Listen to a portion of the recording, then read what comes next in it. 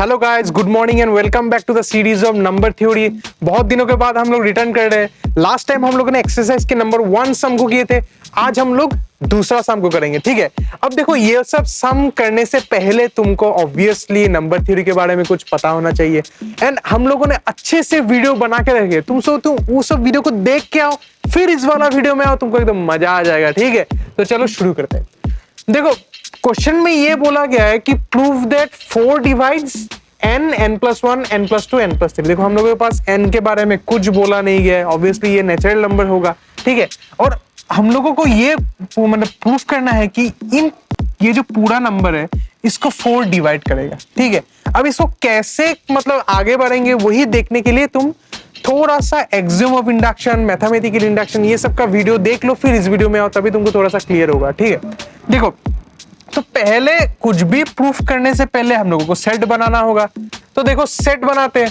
Pn is equals to n such that 4 divides n into n+1, n+2, n+3। Basic चीज है, कुछ भी extra नहीं किया, सेट बनाया, ठीक है। अब देखो, एक्सियम ऑफ इंडक्शन में क्या था, पहले हम लोग 1 के लिए करते थे, फिर k के लिए एज्यूम करते थे, फिर k+1 के लिए प्रूफ करते थे। कैसे? इसको यूज करके। यही था, सेम लॉजिक, कुछ भी डिफरेंस नहीं है। पहले 1 के लिए दिखाएंगे, फिर k के लिए एज्यूम करेंगे और फिर k+1 के लिए प्रूफ करेंगे, ठीक है। तो देखो, फॉर n = 1 लेते हैं। तो अगर मैं n का वैल्यू यहाँ पर 1 पुट करता हूँ तो क्या होगा? 1, 1+1, 1+2, 1+3। और इसको सॉल्व करोगे तो ये तो 2 आएगा, ये 3 आएगा और ये 4 आएगा, ठीक है। और ये अगर तुम इसको सॉल्व भी करो तो ये 24 आएगा। और हम लोगों को पता है 24 इज डिविजिबल बाय 4, है कि नहीं? एकदम सिंपल। पर 24 तो 4 से डिविजिबल होता है। तो फिर हम लोग कह सकते हैं कि Pn is true for n = 1। n = 1 के लिए तो ट्रू हो रहा है, क्लियर। पहला स्टेप कंप्लीट। अब देखते हैं k के लिए। तो हम लोग एज्यूम करेंगे। क्या करेंगे? एज्यूम करेंगे। तो late Pn is true for some k, कुछ भी रैंडम k वैल्यू के लिए, ठीक है। तो फिर हम लोग लिख सकते हैं 4 divides k, k+1, k+2, k+3। अगर एक चीज देख लो, 4 डिवाइड्स 8, इसको हम लोग ऐसे भी लिख सकते हैं, 4 वर्टिकल लाइन 8, वही लिखा है। इस साइन से कंफ्यूज मत होना। इसका मतलब है 4 डिवाइड्स ये बड़ा नंबर, क्लियर। अब यहां पर एक चीज समझने वाली बात आ जाएगा कि ये देख लो, 4 अगर 4 नंबर का प्रोडक्ट को डिवाइड करता है तो फिर 4 कुछ ना कुछ नंबर को डिवाइड करेगा, ठीक है। ऐसा भी कह सकते हो। तो हम लोग यहां से कह सकते हैं कि 4 कैन डिवाइड k और इट कैन डिवाइड k+1 और इट कैन डिवाइड k+2 और इट कैन डिवाइड k+3। हो सकता है चारों में से कुछ भी एक को डिवाइड कर सकता है। तो यहां से मैं 4 केस निकाल सकता हूं, ठीक है। तो पहला केस ले लेते 4 डिवाइड्स k, दूसरा केस ले लेते 4 डिवाइड्स k+1, तीसरा केस ले लेते 4 डिवाइड्स k+2, चौथा केस 4 डिवाइड्स k+3, क्लियर। अब और एक चीज देखो, अगर 4 डिवाइड्स 8 होता है, मतलब ये होता है, तो फिर इसको ऐसे लिख सकते हैं। और फिर देखो, 8 को मैं ऐसे लिख सकता हूँ 4 × 2, मतलब 4 multiplied by something becomes 8, clear. तो अगर 4 k को डिवाइड करता है तो मैं इसको ऐसे लिख सकता हूँ k = 4m। अब तुम बोलोगे m क्या है? m कुछ भी नंबर है। यहाँ पर हम लोगों को पता है 2 होगा, यहाँ पर कुछ भी हो सकता है क्योंकि k के बारे में तो पता नहीं है।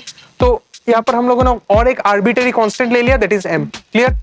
सिमिलरली इस केस में भी वैसा ही होगा, k+1 = 4m। इस केस में भी सेम, k+2 = 4m। इस केस में भी सेम, k+3 = 4m, क्लियर। एकदम सिंपल। तो इतना तक सबको क्लियर हो गया, एकदम इजी चीज है, सिंपली वैल्यू को ले लिया, क्लियर। अब क्या करेंगे, एक एक केस को एज्यूम करके हम लोग देखेंगे कि n = k+1 के लिए क्या होता है, ठीक है। तो चलो अब केस 1 पे फोकस करते हैं। केस 1 पे क्या था कि 4 k को डिवाइड करता है, ठीक है। देखो, 4 k को डिवाइड कर रहा है, तो हम लोग एक काम करते हैं, n = k+1 पुट करते हैं। तो n = k+1 पुट करने से k+1, k+2, k+3, k+4 आ जाएगा। सिंपली n के जगह में k+1 पुट कर दो, सिंपल बात है, ठीक है। अच्छा, अब देखो, अगर k = 4m हुआ तो फिर k+1 क्या हो जाएगा? 4m + 4 हो जाएगा। k + 4 4m + 4 हो जाएगा। और यहां से मैं 4 को कॉमन लेके m+1 कर सकता हूं। मतलब मैं कह सकता हूं कि 4 डिवाइड्स k+4, है कि नहीं? सिंपल बात है। तुम इसको डायरेक्टली भी देख सकते हो कि अगर 4 k को डिवाइड कर रहा है तो 4 k+4 को भी तो डिवाइड करेगा ना। अरे यार 4 अगर 8 को डिवाइड करता है तो 8+4 कितना होता है? 12। 8+4 12 होता है, तो 4 तो 12 को भी डिवाइड करता है ना। वही चीज बोल रहा हूं, अगर k 4 को डिवाइड कर रहा है तो k4 तो k+4 को भी डिवाइड करेगा, और अगर k+4 को डिवाइड करता है तो पूरा वाला को ही डिवाइड करेगा। तो हम लोग कह सकते हैं कि दिस इज डिविजिबल बाय 4, कह सकते हैं इजीली। तो पहला केस के लिए n इक्वल्स टू k+1 के लिए ये जो एंटायर एक्सप्रेशन है ये 4 से डिवाइड हो रहा है, तो हम लोग कह सकते हैं कि पहला केस के लिए n इक्वल्स टू 1 के लिए Pn ट्रू हो रहा है। क्लियर? अब दूसरा केस में आते हैं। दूसरा केस में बोल रहा है k+1 इक्वल्स टू 4, तो यहाँ पर k+1 ऑलरेडी है तो इसको हम लोग 4m पुट कर देते और बाकी जो है वो सेम लिख देते। और तुम देख ही सकते हो कि यहाँ पर तो 4 बाहर आ गया। So this entire expression is divisible by 4, क्योंकि यहाँ पर 4 है, तो यहाँ पर भी लिख सकते हैं दिस इज डिविजिबल बाय 4।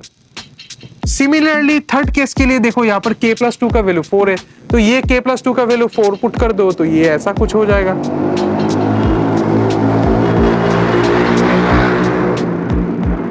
तो ये भी डिविजिबल बाय 4 हो जाएगा। कैसे? सेम कॉन्सेप्ट, यहाँ पर 4 बाहर आ गया। सिमिलरली केस 4 में देखो, यहाँ पर k+3 को हम लोग 4m ले रहे हैं, तो यहाँ पर भी k+3 है, इसको भी पुट कर दो तो ये क्या बन जाएगा? कुछ ऐसा बन जाएगा। तो यहाँ पर 4m आ जाएगा और k+4 यहाँ आ जाएगा, है कि नहीं? और यहाँ पर भी 4 बाहर आ रहा है, तो यहाँ पर भी सेम केस, डिविजिबल बाय 4। तो चारों केस में ही हम लोग देख सकते हैं कि ये जो एक्सप्रेशन है ये 4 से डिविजिबल हो रहा है। तो हम लोग कह सकते हैं कि नहीं that Pn is true for n equals to k+1, क्योंकि चारों केस के लिए k+1 के लिए ट्रू हो रहा है। अब तो काम इजी हो गया, by axiom of induction Pn is true हो गया। एकदम सिंपल सा था। हम लोग 1 के लिए दिखाया, k को एज्यूम किया, फिर k+1 के लिए भी दिखा दिया। सिर्फ ये 4 केस ही तुमको थोड़ा सा कंफ्यूजन पैदा कर सकता है, पर सिंपल है, एकदम ठंडा दिमाग से करना हो जाएगा। तो अगर तुमको ये वाला वीडियो अच्छा लगा तो जरूर वीडियो को लाइक करना, चैनल को सब्सक्राइब करना, कमेंट सेक्शन में अपने डाउट जरूर पूछना। आज के लिए इतना ही, स्टे ट्यून्ड।